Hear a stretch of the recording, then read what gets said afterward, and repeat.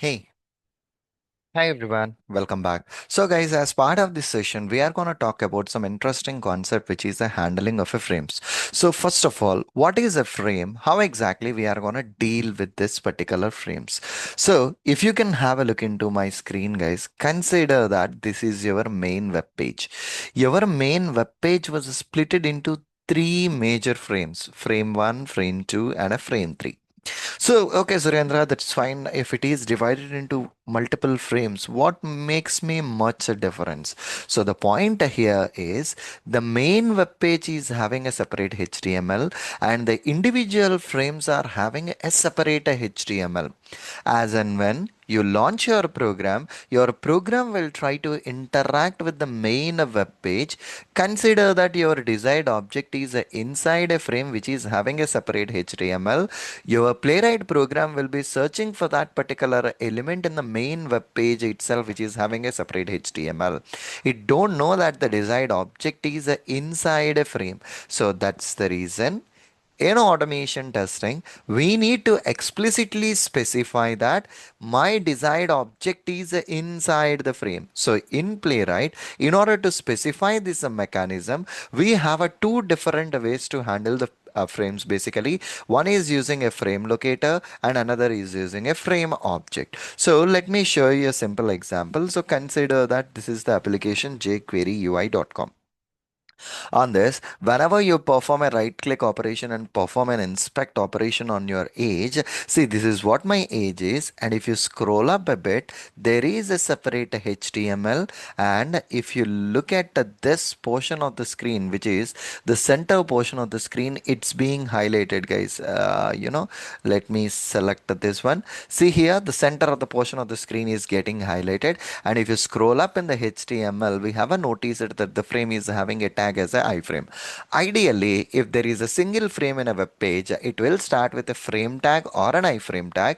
If there are multiple frames are there in that particular web page, it will start with a frame set tag. If you look at it basically, this example, it is having a iframe tag. So what I'm doing is I'm just opening some Heroku application. Let me inspect this. Okay, let me inspect this. And if you observe right now here in this particular application, it is having a frame set, and inside which there are multiple frames inside that particular frame set. So that's the way how exactly a frame looks like in any HTML content. Okay, perfectly all right. So once we have this particular frame, using this particular approach, whatever they have a given, okay, using the approach whatever they have a given here, you can switch to the frame. You need to specify page.frame locator. Whatever the frame locator you want to specify, you just need to specify it, and moving further, using that locator dot the respective command, you need to deal with it. Perfect. So what I'm doing right now is, let me copy my same source demo login program and let me paste it here, and I'm naming it as, okay, and I'm naming it as example frame 1. Okay, and I'm just naming it as an example frame 1. And as part of this particular program, just add a command await page dot close at the end. That's fine. So here uncommented. Let me come back to this one. So what I'm trying to do as part of this particular scenario here is, what I want to do right now is I just want to enter a value into the text field, and this text field is inside a particular frame. Okay, how can we do that? So right click, inspect, and when you notice that the frame is having an src attribute and as well as a class. So here you can identify the frame using its url also, but for now let's identify the frame using its class attribute. So let us try to write down an xpath iframe open braces at the rate class is equal to, I have written my xpath, so copy it, come back here, await page dot frame locator, and this is what my frame locator is. Okay, let me update it here with a double quote. Okay, this is what my frame locator is, and store this one in a constant. Frame1 is equal to. Okay, now in this particular frame, there is a text field, and this text field is having an ID. So here, frame1 dot locator, within the frame1 there is an id attribute, an object with an id attribute, in which I want you to fill with a value of a 25. Okay, I want to fill with a value of a 25. Okay, perfectly all right. So what I'm gonna do right now, so let me add an await here on top of it. Okay, perfectly all right. So let me try to run this particular program. Let me change my file name. My file name is example frame1. Let me run this particular program and let us see how this is gonna work. So here, so the URL is wrong, right? So we are dealing with the jQuery UI.com. Let me update the URL in the program of line number 4 and let me run it. Okay, let me run it. So it's opening the jQuery UI right now. And now whenever I press a step over, see, basically it's identifying that frame and it's entering the value into that particular frame. Okay, it's just entered the value into that particular frame. So this is the way how exactly we can handle the frame using the frame locator concept. Now, let us see how exactly we can use this frame and as well as a URL concept on the same application. So here, what I'm going to do right now is await uh, page dot frame, and at this time I just want to specify the URL. So here URL and that URL value that needs to be specified, and I'm storing it in a constant frame1 is equal to. Okay, let me get the URL for this particular application. So go over here, right click on my object, copy the link address and just update it here. Okay, so what I have done right now, so right click on my frame, as and when you perform a right click operation on your frame, you are getting a copy link address option. I just copied it. And right now, once you are here, we know that this object is having an ID. Okay, this object is having an ID. So here, the simple thing that I'm gonna do right now here is frame1 dot locator. Okay, frame1 dot locator, and this is the ID that I'm gonna pass it, and I'm gonna fill a value as a 25. That's it. I'm gonna fill a value as a 25 into this particular field. That's it. This is the way how exactly you can identify using its ID. Let me try to run this particular program and check it out whether it is identifying the frame using its URL and whether it is performing the operations or not. Let it load so that the inspector session will be populated, and from there we can handle it. So let the application load. It's taking some time to load. Yeah.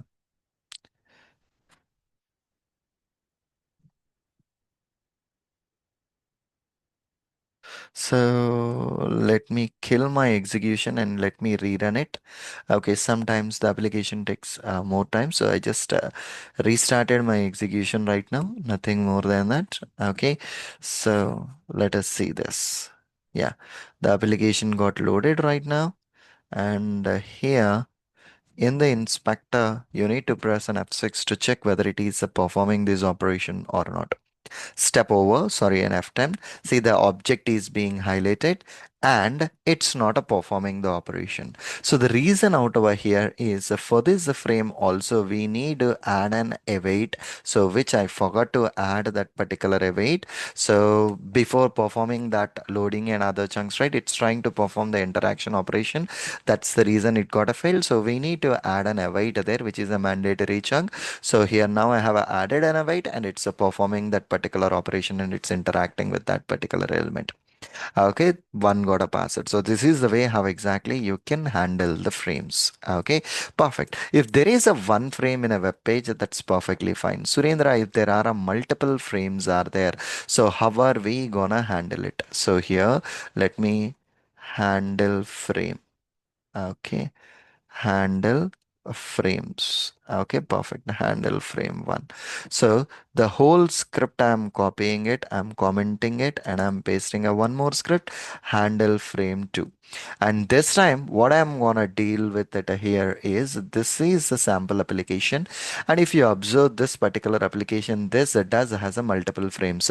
This is the first category here is for the frame one, and this left panel is for the frame 2, and the center panel, whole center panel is the frame 3, and inside the frame 3 there is a one more a frame, and here there is a one more frame which is a frame 4. So there are a four different frames are there, and one key thing that we have identified here is frame 3.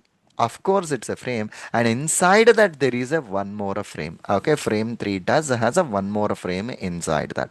How are we gonna handle this? So it's gonna be, nested frames. Okay, and here I'm changing my application URL to this one. Okay, and I'm changing my application URL to this one, and let us capture the third frame URL. Right click on it, inspect, as and when you have identified that this is the frame that it's being populated, right click. We know that you just need to copy the URL, so right click, copy the link address, update that particular frame URL here. So I'm just updating my frame 3 URL. As part of this particular frame 3, we are not performing the operations directly in the current situation. In the current situation, there is a separate frame inside that. So here, frame 1 dot child frame. So we just need to use a child frame. So whatever the child frames are there, okay, I'm just storing it inside this child frames. Okay, whatever the child frame is there, I was just storing it inside the child frames.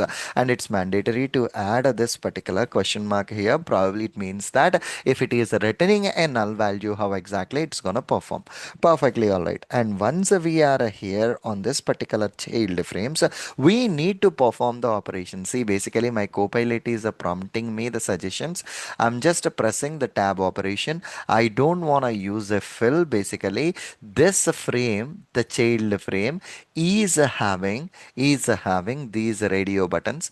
Right click on it, inspect that particular element, and this element, directly I'm performing a right click and copy the XPath. I'm just copying that particular XPath. Whatever the XPath that particular element is there, I'm just placing that particular element, and here I'm using a check operation on top of it. So here, if you clearly observe this frame, you had a question mark, and even this child frame, you had a question mark, and this particular index also, you had a question mark. So, which means that it's an optional chunk. Okay, perfectly all right. So, now let me try to run this particular program this time and check it out whether it is switching to that particular frame and whether it is performing the operations on that frame or not. See, the element is highlighted and it performed the operation on that particular frame.